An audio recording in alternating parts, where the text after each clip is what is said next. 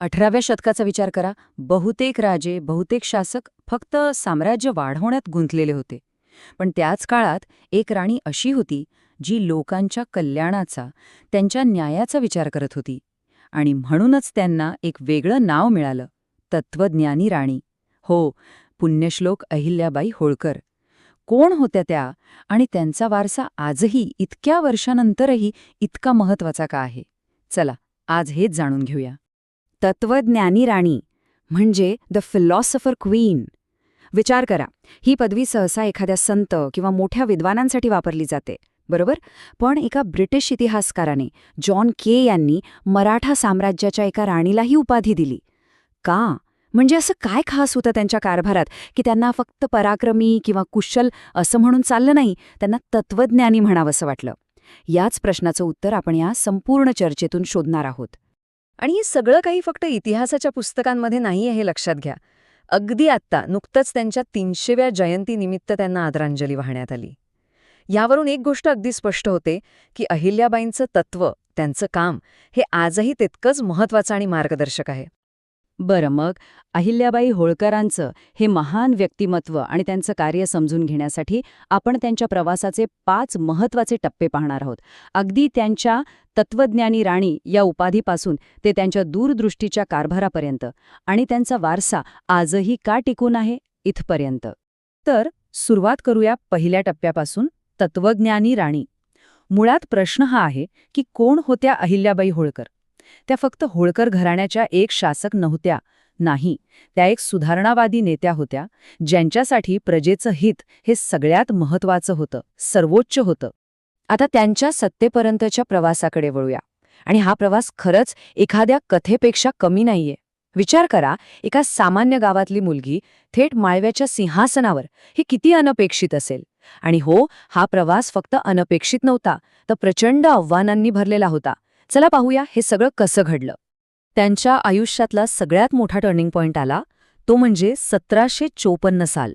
कुंभेरच्या लढाईत त्यांचे पती खंडेराव होळकर यांचं निधन झालं आणि अचानक राज्याची सगळी जबाबदारी त्यांच्यावर आली. खरं तर अशा परिस्थितीत कोणीही खचून जाईल, पण अहिल्याबाई खचल्या नाहीत. त्यांनी अत्यंत धैर्याने राज्याची सूत्र आपल्या हाती घेतली. आणि इथूनच सुरू झाला त्यांच्या दूरदृष्टीच्या कारभाराचा एक नवा अध्याय. त्यांनी महेश्वरला आपली राजधानी बनवला आणि तिथून केवळ राज्य चालवलं नाही, तर एक धर्मनिरपेक्ष आणि समृद्ध समाज घडवला. त्यांची प्रशासकीय आणि आर्थिक समज, त्यांचं कौशल्य खरंच अफाट होतं. त्यांची धोरणं किती पुढचे विचार करणारी होती हे बघा.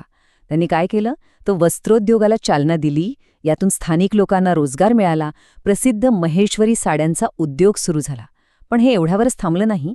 त्यांचं प्रशासन पूर्णपणे धर्मनिरपेक्ष आणि सर्वसमावेशक होतं.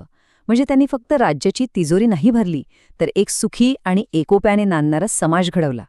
आणि त्यांच्या या आर्थिक दूरदृष्टीचं एक जिवंत, चालतं बोलतं उदाहरण म्हणजे माहेश्वरी साडी. ही फक्त एक साडी नाहीये हे लक्षात घ्या. हे त्यांच्या दूरदृष्टीचं, त्यांच्या कलाप्रेमाचं आणि सगळ्यात महत्त्वाचं म्हणजे सामान्य माणसाला आत्मनिर्भर बनवण्याच्या त्यांच्या ध्यासाचं प्रतीक आहे. बरं, त्यांचं काम फक्त प्रशासनापुरतं किंवा अर्थव्यवस्थेपुरतं मर्यादित नव्हतं. त्याचा प्रभाव राज्याच्या सीमा ओलांडून लोकांच्या थेट हृदयापर्यंत पोहोचला. आणि म्हणूनच लोकांनी त्यांना प्रेमाने एक नाव दिलं, लोकमाता, म्हणजे लोकांची आई. आता एका राणीला लोकांनी आई म्हणावं तर विचार करा, त्यांनी लोकांच्या आयुष्यात किती मोठे बदल घडवले असतील. पाहुयात हे कार्य नेमकं काय होतं. कल्पना करा त्या काळाची.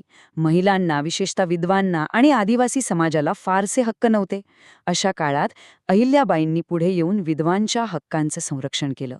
त्यांना सन्मानाने जगण्याचा अधिकार दिला. इतकंच नाही, तर आदिवासी समाजाला सक्रियपणे पाठिंबा देऊन त्यांना मुख्य प्रवाहात आणलं. त्यांची ही धोरणं खरंच त्यांच्या काळाच्या खूप खूप पुढे होती. आणि त्यांच्या कार्याची व्याप्ती तर अक्षरशः अविश्वसनीय आहे. त्यांचं काम फक्त त्यांच्या माळवा प्रांतापुरतं मर्यादित नव्हतं. नाही, त्यांनी संपूर्ण भारतभर मंदिरे, घाट, धर्मशाळा बांधल्या. जणू काही एका सांस्कृतिक धाग्याने सगळ्या देशाला एकत्र जोडण्याचा प्रयत्न केला. याचं सगळ्यात मोठं आणि महत्त्वाचं उदाहरण म्हणजे काशी विश्वनाथ मंदिर. 1780 साली त्यांनी या मंदिराचा जीर्णोद्धार केला. विचार करा, देशातल्या सगळ्यात पवित्र तीर्थक्षेत्रांपैकी एकाची पुनर्बांधणी करणं हे त्यांच्या अफाट श्रद्धेचं आणि राष्ट्रीय एकात्मतेच्या दूरदृष्टीचं प्रतीक आहे. आणि हे काम फक्त एका मंदिरापुरतं थांबलं नाही. त्यानंतर लगेचच 1783 मध्ये त्यांनी सोमनाथ मंदिराच्या जीर्णोद्धारातही मोलाचा वाटा उचलला. यावरून आपल्याला कळतं की त्यांचा हा सांस्कृतिक वारसा जपण्याचा ध्यास किती मोठा, किती व्यापक आणि किती खोलवर रुजलेला होता. तर आपण त्यांचा प्रवास पाहिला, त्यांचा कारभार समजून घेतला आणि त्यांचं महान कार्यही पाहिलं. आता या सगळ्या गोष्टींना एकत्र जोडून आपण आपल्या मूळ प्रश्नाकडे परत येऊया. तो प्रश्न म्हणजे त्यांना तत्वज्ञानी राणी असं का म्हटलं गेलं? याचं उत्तर त्यांच्या दुहेरी भूमिकेत दडलेलं आहे. एका बाजूला त्या होत्या एक कुशल आणि महान शासक, ज्यांनी धर्मनिरपेक्ष प्रशासन दिलं, आर्थिक समृद्धी आणली. आणि दुसऱ्या बाजूला त्या होत्या लोकमाता, ज्यांनी समाजातील दुर्बळ घटकांना, विधवांना, आदिवासींना आधार दिला आणि भारताचा महान सांस्कृतिक वारसा जपला. आणि हेच कारण आहे की अहिल्याबाई होळकर आजही इतक्या महत्त्वाच्या आहेत. का? कारण त्यांची तत्त्व, न्याय, करुणा आणि प्रभावी प्रशासन ही कालातीत आहेत. म्हणजे ती कोणत्याही काळाला लागू होतात. त्यांनी जो आदर्श घालून दिलाय तो आजही तितकाच प्रेरणादायी आहे, तितकाच रिलेव्हंट आहे. तर शेवटी एकच प्रश्न उरतो आणि तो विचार करण्यासारखा आहे. 18व्या शतकातली ही तत्वज्ञानी राणी आजच्या आपल्या नेतृत्वाला, आजच्या आपल्या समाजाला नक्की काय शिकवू शकते, यावर आपण सगळ्यांनीच विचार करायला हवा.